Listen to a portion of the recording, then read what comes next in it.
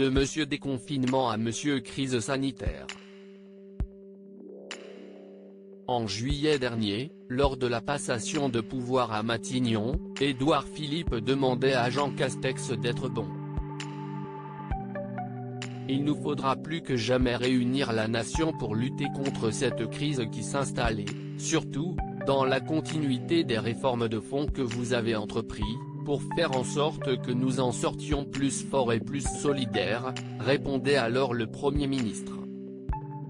8 mois après sa prise de poste, Jean Castex doit toujours gérer la crise sanitaire qui paralyse le pays depuis plus d'1 an. Pourtant à Matignon, il devait en priorité mettre en place le plan de relance. Si est un moment très important dans notre stratégie de lutte contre les conséquences économiques et sociales de la crise sanitaire qui a frappé le monde et la France, se réjouissait-il d'ailleurs au moment de le présenter, le 3 septembre dernier. Mais depuis, il l'a mis en stand-by.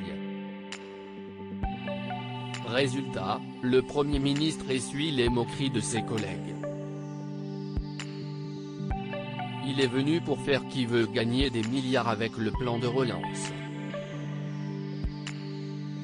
On en est bien loin, plaisante un poids lourd de l'exécutif dans les colonnes du Figaro.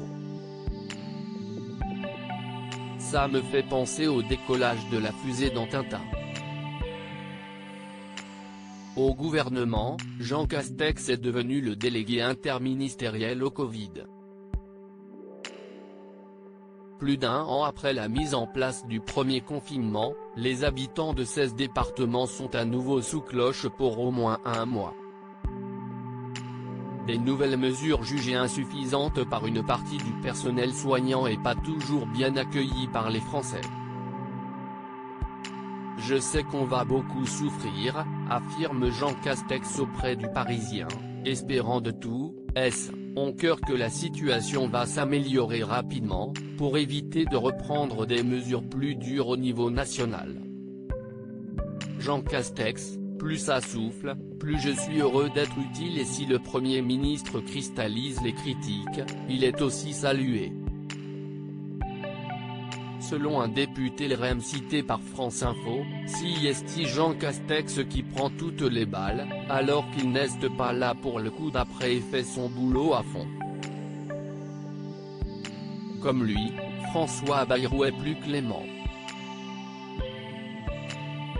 Selon lui, le chef du gouvernement se cogne le réel et fait face à ce réel.